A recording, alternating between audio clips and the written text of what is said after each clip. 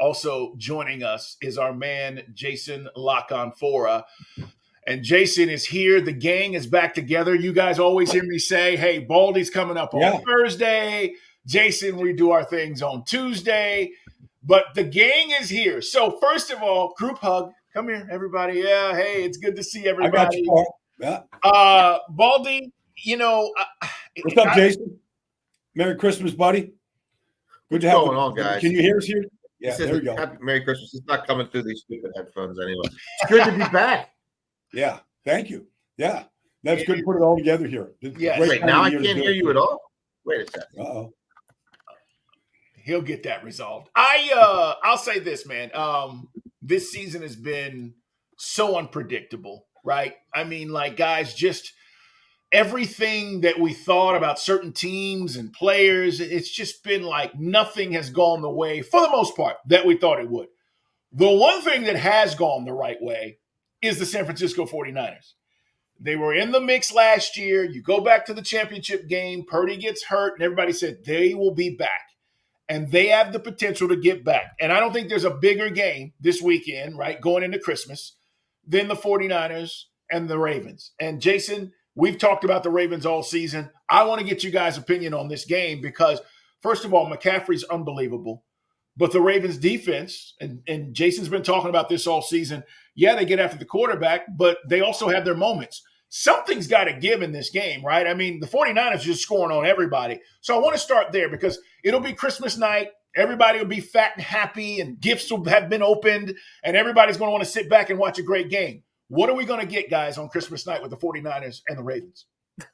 Well, guys, I think this is a tough ask for the Baltimore Ravens, right? It's not just who you play, but it's when you play them, and it's where you play them. And I think the 49ers are the healthier team right now. I think the 49ers are in a little better form all around, both sides of the ball. The 49ers will obviously be at home in this one. And I think the 49ers right now are a little different class than anybody else in the NFL. I think their highs are a little higher. I think their sustained consistency, their sort of average, right, or their median, I think is a little bit higher than anybody else.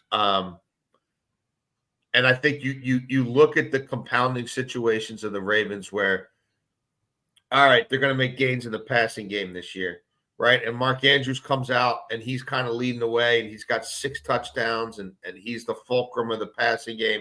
You lose him. Okay, we're going to readjust. We'll get Likely going to replace him on RPOs. You know, we'll have a little less downfield, but, you know, plenty of yak. And Odell steps up for a minute, but okay. But now we're going to get the explosion out of this Keaton Mitchell kid in the run game. And then he goes down. You know what I mean? I feel like this is a tough ask now to go into this cauldron, having to kind of readjust and reconfigure where your explosion is going to come from again. Baldy, they're playing 4 tackles. They're playing 4 offensive tackles a lot. You know the old saying about quarterbacks, if you have 2, you have none? I think if you've got 4 tackles, if you're fighting for the 1 seed and you're 11-3 and people think you're the best team in football and you're playing 4 tackles, you're probably vulnerable up front. Well, that's the injury history to Ronnie Stanley. You know, he's just, it's just tough for him to get through any game right now. So they gotta rotate in there. Look, I kind of think it's all about Lamar. I mean, we saw Lamar just pull one magic rabbit out of the hat all week, all Sunday night. I mean, it was just one magical play after another. Now, the good thing about that performance by Lamar is he didn't turn it over, but he's susceptible to it the way that he plays because that's almost how he has to play. Yeah. He has to create these plays to kind of cover up for the loss of Keaton Mitchell and Andrews. And we saw it, but against the 49ers, if you got the ball out here like a loaf of bread, if you're throwing the ball up to Isaiah Likely across the field, well, I got news for you. Charvarius Ward's going to be there. You know, Gibson's going to be there. Like that might not get completed like it was last week. I do think it's interesting, though, when I watch Christian McCaffrey. I mean, he is by far the league's best runner and probably the best all-around player because of his versatility. But when you strip it all down, all the motions, all the shifting, when you just strip it all down, they run 5 plays. on the ground. They have 5 running plays. And I know Mike McDonald, the defense coordinator of the Ravens, are basically saying after all this, they're running outside zone, inside zone, toss, counter, okay, and wind back. That's it. That's what they got. Now, they do it in a variety of ways, and he's the best. And so, Dallas shut him down this year. Cincinnati shut him down. There's teams that have been shut him down. I think that's where it starts with the Ravens. If they can just limit McCaffrey from not taking that 5-yard run and making it 40 or 50 like he has in so many games this year. Baldy, has anybody shut him down? Has anybody shut him down with Big Trent at left tackle? Has anybody shut him down with Trent while he's on the field? Dallas did with Trent. Dallas shut him down. Dallas held him to 50 yards and 2.7 yards a carry. That was week 5. They're a lot different team, but that was the only time that Trent was in. He wasn't in there. He went out against Cleveland. He was out against Cincinnati, and they didn't run the ball real good in those games. But Minnesota shut him down. They still ran for 170 on Dallas, though. They still ran 41 times for 170 on Dallas. McCaffrey had 19 carries for 50 yards. Right. No, I know. But I'm saying as a team, they still got it done. Yeah. Well, I was just looking at McCaffrey's numbers. Yeah. No, let me ask you guys this. Because I also think this is an MVP game. If Lamar balls out and Purdy doesn't, right, his stock rises. If Purdy balls out and continues to do what he does, if Purdy throws 4 more touchdowns, guys, his stock continues to rise. This is an MVP game as well. Where are you guys in this discussion with Purdy and how he's played? We've talked about Lamar. Listen, the numbers aren't there where Dak and Purdy are, but he's winning, and his team is winning, and they're in contention. Where are you at with the Purdy conversation right now with how he's played? Well, I don't like to give out awards, in middle of December, but I think that if Purdy goes out and plays a perfect game where it's 2 touchdowns, no interceptions, and they win, I think you can just give it to Brock Purdy at this point. But I do think I want to wait and see how he plays against the league's best defense. Yeah. And all the things, because Baltimore plays the defense different than anybody else. They play this matchup zone. They spot drop. They do things at the snap of the ball that nobody else does. And they're excellent at it. It's not that they can't be beat or you can't make these throws against them. You can. You just have to be really, really good. I kind of want to see Brock Purdy against the league's best defense. Because sometimes these awards are basically handed out when you have the biggest audience. And this is going to be the biggest audience on Christmas night with the 2 best teams, the best defense. And if he goes out and balls out, I think you could just hand it. And they're 12-3 at the end of the day. I think you can hand it to Brock Purdy at this point. All right, it's in the huddle.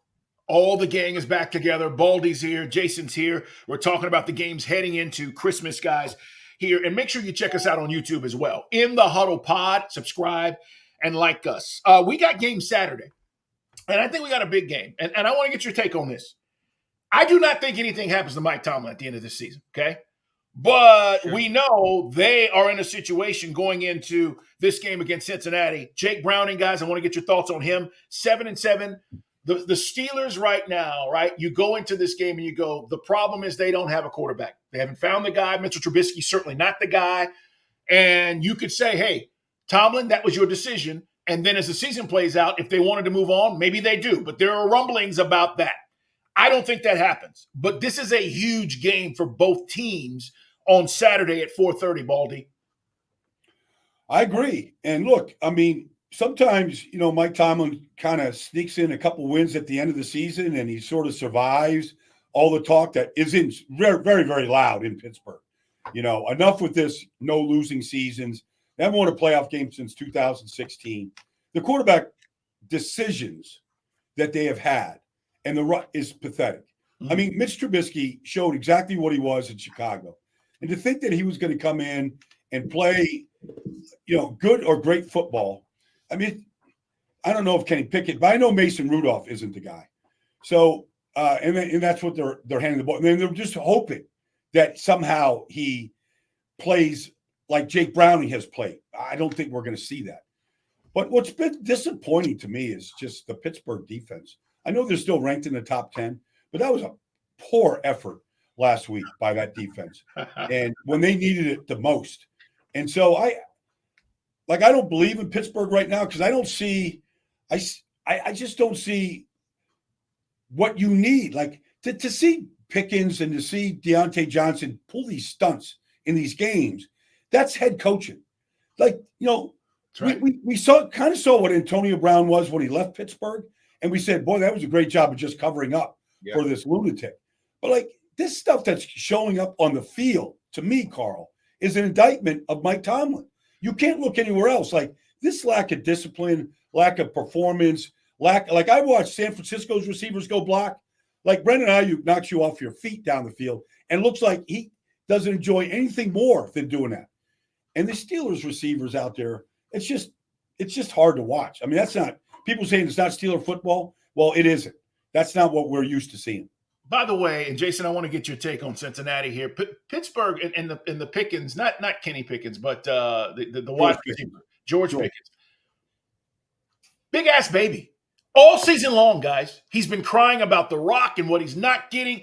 And I feel like that is festered in that locker room. And this is the result of some of that you're talking about, where guys say, hey, I didn't block, they didn't block for me or whatever.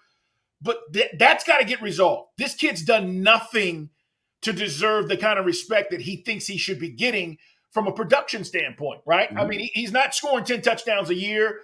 So that has been an issue in that locker room. And I know Tomlin has done a good job in the past of handling those situations. I don't think he's done a good job with this situation. He's a young wide receiver that has been allowed to pop off, right, and kind of get away with it, yet the production is not there. So, Jason, tell me about the Bengals and what you think, man. Well, just on the Steelers real quick, I would say this. Mike Tomlin, who I've been a very staunch defender of, I think he has an opportunity to make a statement about the present and the future of the Pittsburgh Steelers. We're seeing the Indianapolis Colts, right, send some guys home, take some guys off the field for conduct unbecoming. Yeah. We're seeing various disciplinary decisions, some handed down by the league to Steelers players. There's a clear way for the Pittsburgh Steelers to stay in this game, right? They ran the ball down Cincinnati's throat the last time. They could probably do it again even better now because DJ Reader is now lost for the season. Will Mike Tomlin step up, call a couple kids off the practice squad receivers, right, for this game, kind of like the way Indianapolis ran the ball down his throat with practice squad running back? Call them up here. Tell them we're running the ball 45 times in this game. If you bust your ass blocking for me this week, guess what? We're going to run it 45 times next week, and you're going to be up, and Pickens can watch from the sidelines. Like, I don't think it's rocket science. It's sitting right in front of them. Like, that's the best way to win. These guys don't want to participate in what your offense does the best right now, that don't have them participate. As to the Bengals, I'm starting to wonder if this, Browning thing, if this guy might have a career. Now, and it might be a career doing more than holding the clipboard for Joe Burrow when he comes back. Yeah. Even I went back, Baldy, and watched some of the first game against Pittsburgh, right? And that's where people he wasn't ready to play. And certainly early in that game, he didn't look up for it. He still completed 74% of his passes in that game. In the second half, things settled down. It wasn't the end of the world. And since then, all he does is complete 75% of his passes. And even without Jamar Chase, he's got this kid Hudson making some plays for him. It's tight end by committee. What you're saying, sometimes it's not only the quarterback, it's how the receivers respond to the quarterback. Like the touchdown catch by T Higgins in the end zone. That's an incredible effort. I mean, that's a major highlight effort for him to be able to stretch back the ball. It was such an important play in the game to come back. And sometimes the receivers they tell you what they think of the quarterback. And you're talking about Tanner Hudson stepping up. You're seeing the way, Joe Mixon has stepped up and played. Chase Brown has stepped up and played. They're all rallying around him too. It's not just him making the 74% completion. These other guys are going, wait a second. He's pulling the best out of these kids right now. It's a great point. Guys, I didn't think a few weeks back that they'd be in this position, but I want to read this to you because this is their remaining schedule, and I think they have a chance to win the division. We're talking about the Buffalo Bills. They play the Chargers at the Chargers, and we know that team's a mess. And then you play the Patriots on December 31st. And then you finish against the Dolphins, who are 2 games in front of you right now, on the 7th of January. I think the Bills can win out, guys, and I think they can win this division again. Am I crazy, Baldy? You're not crazy. I mean, you need help from the Dolphins, to go backwards here, which, we got to play it out. But I don't know if they're completely fixed. However, it's clear Joe Brady has made a difference. And that, they didn't turn it over against Dallas, and they ran the ball 49 times. And, this James Cook, he looks better than Dalvin, to be honest with you. He does. Like, he's just that good. And they ran the same play back and forth against Dallas. They couldn't stop it, so they just kept dialing it up. Counter trap right, counter trap left. They're really good at it. Aaron Cromer's the offensive line coach. Like, that's like they said, if Stephon Diggs wants to bitch about this, then let him bitch. This is how we're going to play football. And I think Stephon's on board because they're winning. But I feel like they've got their identity right now. They're still playing good, sound defense. But when they can control the ball like they did against Dallas and limit Dak to 130 yards passing, like, they ran the ball really good against Philly. They just lost the game, had a 59-yard field goal, extended it in overtime. But they ran it really good against Philly. And I feel like Josh is fine with this. You want to play bad weather, you want to hand the ball off, Josh could care less. That guy just wants to win. Yeah. And I feel like they've kind of found their identity, and I think they're going to be very tough down the stretch because of it. Jason? Baldy, I think this is the best Buffalo Bills team of the Brandon Beane, Sean McDermott, Josh Allen era. The best one built for Buffalo. This team's actually built for Buffalo. Remember, They were at home against Cincinnati, and you would have thought they were the road team. Right. You would have thought they were unaccustomed to snow. You would have thought they were unaccustomed to anything other than pristine conditions to throw the football and just keep bombs away. That's not them anymore. Yeah. Since they made the coordinator change, they're running the ball 51.5% of the time. Second in the NFL. The only team running more in that span is Atlanta, who don't have a quarterback. Like, they went from throwing the ball or running the ball 25 times a game to running the ball 39 times a game. And you know what that does, Jason? The turnovers go way down. Yes. And so that's the other part that was killing him. The turnovers now have been reduced. And Baldy, they're not living in shotgun anymore. They've cut the shotgun percentage down by about 5-6%. They're under center more. They're making you think about that. It's 4 guys in the run game. It's multiplicity in the run game. Don't forget about Ty Montgomery, right? They give him, he's the real change of pace. Like, they had 105 runs under center the first 10 weeks. They got 71 their last 4 games. They're running it through Cook. It's bringing out the best in everybody. It's helping the defense out. It's helping the right tackle and the guard who they drafted, right? One in the second round, one in the third. It's helping those guys out. And it's built for the conditions they play in. Like, well, I don't know if Baltimore's going to beat Miami or not. You know what I mean? If they do, then the Bills got a chance to play for it all in Week 18. But if Buffalo manages to win this division and maybe get a couple of games at home, well, you got to go straight to the difficult decision that any coach has to make when you have to fire a coach that's been with you, Ken Dorsey. And so he made that. That's a difficult decision. But, Joe Brady has said, okay, this is – and I know Joe and Aaron Cromer are very, very tight. And Aaron's been like, look, we got an athletic offensive line. We drafted Osiris Torrance. We brought in Connor McGovern. Let's play – and this James Cook is a hell of a player. I mean, he's really good. He's got unbelievable feet and vision. And so I think they're playing to their strengths, to your point here, Jason. By the way, that Cincinnati game and Steeler game, 4:30 on Saturday, 8 o'clock game for the Bills taking on the Chargers. Guys, let's talk about Sunday a little bit. The Joe Flacco thing has been incredible, right? I mean, I don't know what he was doing 6 weeks ago. Was he raking leaves? Was he playing football in the backyard with his kids? He lives 10 minutes away from here, and I know he was on Jaws' one of his golf courses a good deal of time, and he was throwing footballs to one of his 4 brothers and, some of his kids. But basically, he might as well have been on the couch, to be honest. Well, so he gets off the couch, and look what he's doing. Is this an illusion, or should I believe that this is the DNA in Flacco? And listen, Jason, you've seen this up close and personal, okay? You saw him at his best. Should I believe that this is in his DNA and this is what he's going to do? Cleveland at Houston on Sunday. Guys, I like their chances now all of a sudden. I mean, they were going through all these quarterbacks, and now I'm watching Flacco, and I'm going, with that defense, I like the chances for Cleveland to maybe make some noise. What's going on here? Well, I think it's the perfect fit. If you go back to what has happened to him in his career, right? He's at the tail end in Baltimore. They're not running the ball as well as they used to. The offensive line's in decline. But they had an identity that they kind of wanted to stick to. They didn't have receivers who could really catch the ball downfield. And this Lamar, they put Lamar on the field. And wait a minute, they got a run game with Lamar. Now they got to defend the quarterback. They can run the ball. So he got phased out there. Understandable. He goes to Denver, right? It's a coach probably a little over his head, defensive minded, just wants to run the damn ball. He gets hurt. He hurts his neck right away. Doesn't work out. He goes to the Jets. Jets, defensive minded head coach, right? We draft Brees, just run the damn ball. Doesn't really have any tight ends. He loves tight ends. It wasn't a great fit. And, he was a placeholder for Zach Wilson.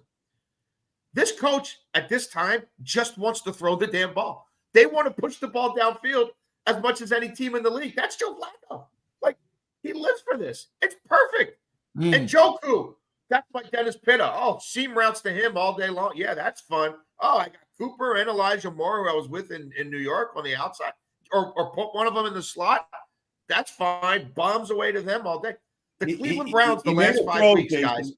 He made a throw. What's I know that? you saw it last week. Joe made a throw last week. They're down 17-7. That's right. Like, it looked ugly. He's throwing all these interceptions. He's getting sacked. They're on the fourth and fifth offensive tackles.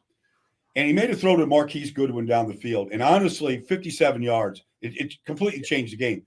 But it reminded me of that throw to Jacoby Jones against Denver on their playoff run to a Super Bowl. Denver, yeah. Like, he just launched it. Yeah. And like Joe's, I don't know what he is now, 38, 39. Yeah. He's in the 16th year. Like, the arm hasn't changed at all, and then Amari makes the great play, 51 yards on a crossing route. It's just an absolute dime. And then even to get them in position for the game-winning field goal, he hit Njoku against a stupid blitz by Eberflus, but he's getting dragged to the ground, but Joe's still 6'6" and 240. Like, he's able to just stay up long enough to flip it over the defensive tackle's heads. Like, he's got the skill set that hasn't changed at all. No, and this coach wants to be bombs away. Like, he's going to throw some picks. We know that, but you know what? We got a defense that we still think is pretty damn good, right? And we're gonna come out flinging again. And Joe's unflappable. Like, this isn't going to bother Joe. I mean, so they've thrown the ball, guys, 17 more times than any team in the league the last 5 weeks. Think about it. The Cleveland bleeping Browns in December, they have basically over the 5-week span thrown the ball one whole full game more than anybody else. That's not stopping. That's who they are. They're fine with it. If you're in the gambling markets, they're an over team now, especially when they're on the road. They're an over team. They're on the road this week. I think it's gunslinger bombs away. Let's have some fun. And they are. And it actually has become fun to watch. And remember, the crazy thing about this is no Deshaun Watson, who's getting a lot of money, and no Nick Chubb, who was arguably the best running back to start the season. Neither tackle. That's the tackles. It's crazy to think that they're in this spot right now with everything that's going on. Guys, by the way, they lost their starting center, didn't play last week. And their starting left guard, who's in the Pro Bowl every year, went out of the game. They were down to literally they were the backups to the backups were in the game to win that game. Yeah, it's crazy, Baldy. It's in the Huddle, guys. Subscribe, like us, and follow us, right? Baldy he does his Baldy breakdowns. Jason, of course, you could read him in the Washington Post, and he is doing stuff as well all over social media. I'm at Put 'em Up, see Dukes. We invite you guys to interact with us. Here's the deal. The big game, Sunday, 4 o'clock window, Dallas at Miami. Now, I don't want to trigger you, Jason, okay? Because you've been saying all season that Dallas is a fraud. Last week, they go lay a big egg, and everybody goes, what in the hell is going on? All right. Dolphins, meanwhile, win without Tyreek Hill on the field. And Tua's like, listen, if you don't believe in us, he said this week, like, I don't care. I don't care. We can win. I love my team. Dolphins are a 1.5-point favorite. We talked a little bit about this with Nick Costos, but I got to ask you, are you going to believe that Dallas rebounds this week? Both teams coming in at 10-4. Does Dallas go to Miami and rebound from that performance last weekend? You asking me? Yes, sir. I think Dallas is going to watch. I'm sorry, Miami's going to watch what Buffalo did to Dallas on the ground game. And Mike McDaniel's going to say, you thought that was an unmasking? You thought that was a neutering? You thought that was a castration? Hold my beer. hold my scissors. I'm going to a whole nother level. I'm going to get medieval on. The Dallas Cowboys are 32nd in the league against outside zone runs. They're 31st in defensive EPA against outside zone runs. They're 32nd in the league in yards allowed before contact against outside zone runs. Miami Dolphins average 5.5 yards per carry on outside zone runs. They have 7 touchdowns on outside zone runs. The only team doing it as much as the Miami Dolphins are the San Francisco 49ers. The Dallas Cowboys, when a fullback is on the field, allow 5.5 yards per carry. They're dead last in defensive EPA against the fullback. Miami has a fullback on the field 45% of the time. The only team that uses a fullback more than Miami, the San Francisco 49ers. San Francisco 49ers, it wasn't super sexy, but they ran 41 times for 170 yards, scored twice on the ground, and ended up winning that game comfortably. I'm not sure that Tua needs to throw the ball even 15 times like Josh Allen did last week. It's going to be a little bit muggy there. It's in the 70s. Dallas's defense, Baldy, was on the field for 36 minutes last week. I don't think they're fixing this in a week. I think they're in big trouble. I think Miami's going to road grade them. Well, I'll give them 1.5 points all day long. When Dallas lost Leighton Vander Esch, they went to this dime defense with Marquise Bell and Damone Clark as the inside linebackers. And Buffalo said, you want to play a dime defense, we'll run it 49 times. And what typically happens when teams play that style, it's good against teams that want to throw it and they have a lot of speed. You get more speed on the field, more guys that can cover, more ways to blitz. But if teams want to just pound you in the run game, you got to figure it out. Now, does that mean take Micah off the edge and play him inside, which he's capable of doing, and just get bigger bodies in there to stop the push? It lessens his effectiveness if you want to throw it. And I'm sure that, Austin Jackson at right tackle would love to see Micah at inside linebacker, but they don't really have a lot of options. You defensively, you like to have options depending on who you play against. Miami's the number 1 rushing football team in the league, and it's an issue. So, unless Dallas gets that fixed, I think teams are taking a look at what Buffalo did and what other teams have done, what Arizona did early in the year against them, running for 222 yards and winning that game. Like this might be like their Achilles heel as they get ready for the postseason. Yeah, Buffalo guys ran right at those guys in the middle. That's what you're talking about, right? There was no beating around the bush. They ran right at those guys. What's disappointing, Carl, honestly, in this thing is they ran the same play over and over again, just counter trap. They pulled Deion Dawkins. They pulled Spencer Brown. And you basically were saying, like, hold on, Dan Quinn, we're going to run the same play again. And, like, at a certain point, you adjust. You figure it out. And to me, they never adjusted. That was the disappointing thing. Like, they had plenty of chances to say, okay, we got to stop this play. Well, is what Joe Brady said, well, if we're going to get 10 yards of carry on this run, we're not going to stop it. And we're not going to stop running it. And that's kind of what they did. Jason, I agree with you on this. I really do. Just because the mad scientist that Mike McDaniel is, he's in the lab, and he's thinking the same thing you just laid out.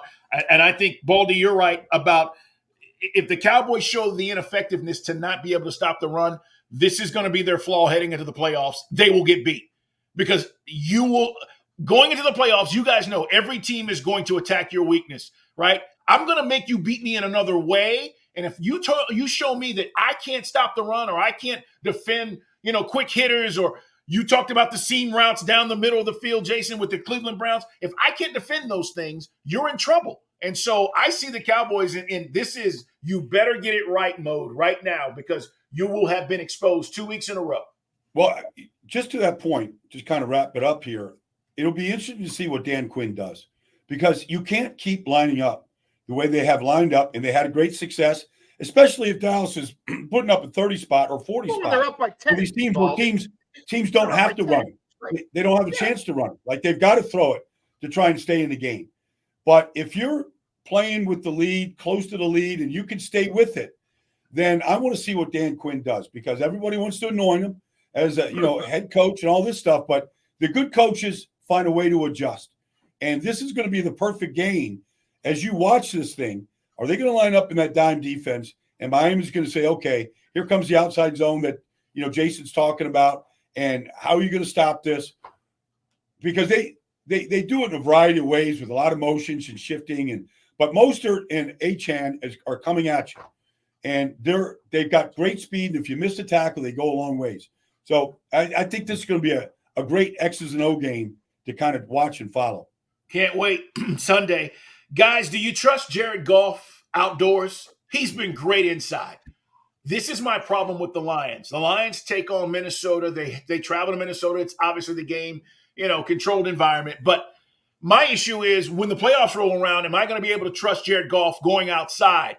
I don't know. If you look at his numbers in the comparables, he's a different quarterback outside than he is inside. And I know he's been great. But that's my concern with the Detroit Lions. It's not necessarily their defense or their run game or Ben Johnson calling all these great plays. It's Goff in those conditions. Well, I think, Carl, I know Jason's probably got a bunch of stats here to back it all up, but and I'll let him rip them off. But the classic, this is a classic dome team. We've been saying this for years, going back to the Detroit Lions. A long time ago with Barry or whoever was playing quarterback in New Orleans. There's certain teams that are just dome teams, and they look unstoppable in the dome. It's like the high school basketball teams that play in small gyms, and they're just running and gunning and dunking and there's no stopping them. And all of a sudden you get them on a big court, neutral court, and all of a sudden, the rebounding, the fast breaks, it just doesn't look the same. And that's kind of how it looks to me with Detroit. And look, they've got the only way you stop that mentality of a guy like me saying this is by showing us that you could go outdoors and play in the weather and be able to play as perfect football as they do indoors. I don't know that I'm as worried about Goff and a little bit of whatever. Really, and I guess Philadelphia, they could run into some weather there, but not really anywhere. You look at the NFC and who's going to make the playoffs. Dallas, nothing to see here. San Francisco. San Francisco, maybe. San Francisco, maybe some rain, but so I'm not so worried about that. I don't know if they can beat a good quarterback defensive. I don't know. I don't know who's bringing the heat besides Aiden Hutchinson. And you give good quarterbacks time, they're gonna. They're getting a cornerback. Right? Gardner Johnson, he hasn't played football in a long time, man, and we're very late in the year. I don't know, Baldy, about their ability to beat a team whose quarterback is as good as theirs or comparable to theirs or maybe slightly better than theirs. I do have questions about. Well, they've got weaknesses on defense in general, Jason. They just defensively are not a strong group. Outside of Aiden Hutchinson, they don't really have a great other pass rusher. Yeah. And, the corners that were brought in, I don't think anybody's scared of Cam Sutton or, the guys that are out there right now. So, teams are having their way with their defense when they get enough possessions. Let's talk about this Justin Fields situation, guys, in Chicago. Do you keep it? They've got top picks, and I think this is going to be a huge decision that's looming. Has he shown you enough? Is it dumb to even think that, hey, you know what, we're going to go draft another guy that we're not sure about, and we know Justin can at least play in the league, and we got to build around him and make him better?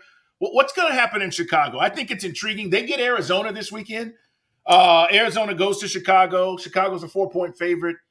I'm just watching this Field situation and how this might play out as we get to the end of the season. Well, I like Justin Fields, and I think he's improved, and I would keep him. However, I don't know, they're going to get the number one pick. Yep. And so whether it's Caleb Williams, it's a financial decision, honestly, more than a personnel decision. Do you take, if Caleb is available and they have a chance to get him, you get to build around Caleb for 5 years. And the roster has improved. You could decide whether Luke Getsy and Matt Eberflus are the right coaches for that. That's another decision to be made. But if you stay with Justin Fields, who I think is still improving and can help a team. If Justin Fields was in Atlanta Falcons right now, they would and that's where he's going to go. The NFC South. But he would slam dunk win. They would slam dunk win the NFC South. Yeah. But if you keep Justin, you're going to have to pay him, and it's going to reduce the amount of flexibility you have to continue to build the roster. And so that's, to me, it's not really almost about Justin Fields. I know Justin Fields can play in this league. I know he can be a really good quarterback and a difficult guy to game plan for. And I like almost everything about him. And I've seen improvement.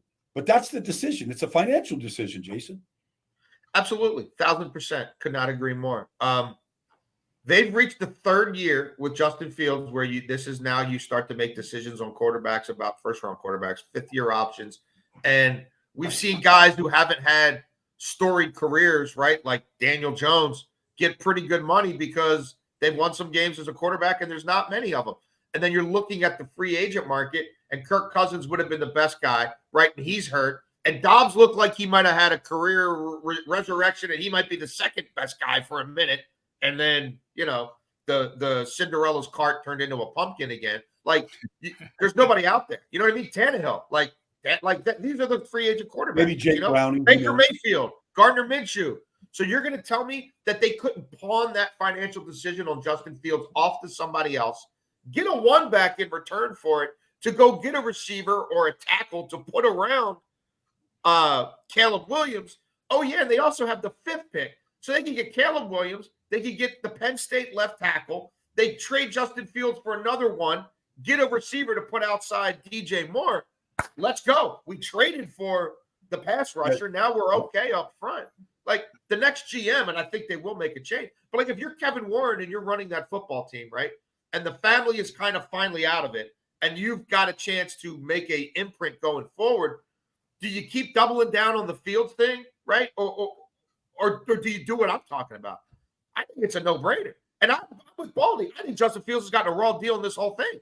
And Justin Fields on that turf and that division in his hometown of Atlanta with Bijan and Cordarrelle and Algier, let's go. I'm excited. Well, it goes back, and this is not that far-fetched, but, like, it goes back to the offseason, Carl. We were talking about it. Like, if you put Lamar Jackson with the Atlanta Falcons, they should have done. Everybody in Atlanta said, no, we're fine. You put Lamar, first of all, the building's full. I mean, the Mercedes-Benz Dome is full. Yep. It's not a college. It's not Georgia playing in the SEC championship. It's real NFL football with a real fan base. And I feel like, I'm not saying Justin Fields is Lamar Jackson, but he's pretty close in a lot of ways. Like, they win 10, 11 games in Atlanta with the roster they have if Justin Fields was there. And this whole idea of shuffling quarterbacks and the play calling, I mean, just give me go get me Ben Johnson and go put me in Atlanta with Justin Fields, and they're going to win that division next year. Yeah, it's a great point. And we've got plenty of time to get to it, but this is something that's looming, and people will be watching these games and going, did he play well this week? How's he finishing the season? Does that matter? Baldy, I think you make a valid point when you say financially the Bears and Jason, if they do what you just said, that's team building. Like, that's team construction, where now we're good for not just this year, we're good for 5 or 6 years. You got a 5-year window. Yeah, you got a 5-year window, not just to turn it around, but to win a championship. Yeah. If Caleb's the guy, and if he is the guy, like, you got 5 years to go win a championship. Guys, as you want to get cute, Baldy, and drop down 2 or 3 spots and take the LSU quarterback and get even more value? I'm fine with that. You want to do it for Drake May? I wouldn't be mad. They got flexibility. They got a lot of flexibility. But they got to be playing in those waters. They've got to be playing in those waters. Yeah, and just so you guys know right now, I'm sure you do, the Falcons currently have the 10th overall pick. Jaden Daniels is somebody I've said I'd take right now, like in a heartbeat, okay? If you're top 10, you can move to go get him if you need to. But if he's gone, if Caleb and May are gone, which they probably will be, you got to go do that and go get that kid. All right, as we wrap up, I just want to thank you guys. As always, it's been an unbelievable season, unbelievable year. We're going to turn around next week and obviously be looking at 2024. We've got, a couple more weeks of the regular season, and then we'll get into the playoffs. But Christmas wish, all right, for the NFL. Is there anything that you guys want to see or add, or that you think is the most important or intriguing thing? Christmas. Well, here's the thing. Great question, Carl. And I'll wrap this up here. Like, we've been given a gift here on Christmas night.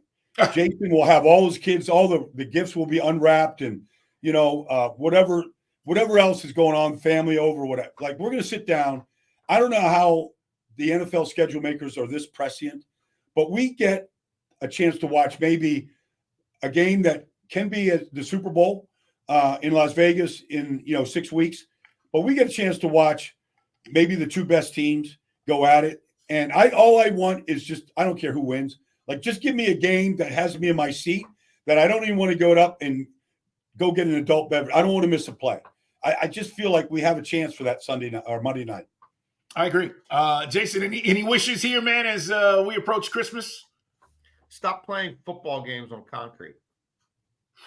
You really care about player health and safety in this era with all the technology we have and pallets that come in and out, even the dome stadiums. Let's adjust the playing surfaces in these leagues, right? Let's give our football players the same accommodations any real soccer league in the world would give its players, right? When European soccer teams come here, these same billionaire owners bend over backwards for FIFA to make sure that they're up to those standards and they're playing on grass surfaces, right? And let's give Messi everything he wants. But we can't do that for our football stars in this country. Shameful. It is. Guys, as we finish up, I just will say football, this is the best reality show on television.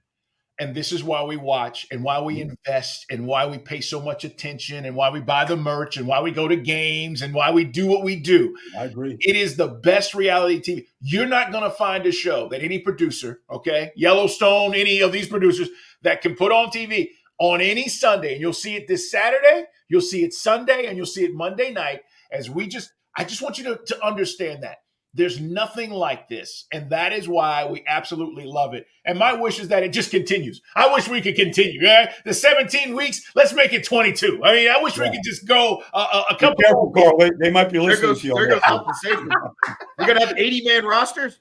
Yeah. They got experience on 80-man rosters. Because it's just so much fun. But Merry Christmas. Happy holidays. However you celebrate the holidays, guys. Thanks, Thank you for being here. You guys, man, enjoy, and we'll be back next week, guys, all right? Take care and enjoy the games. It's In the Huddle.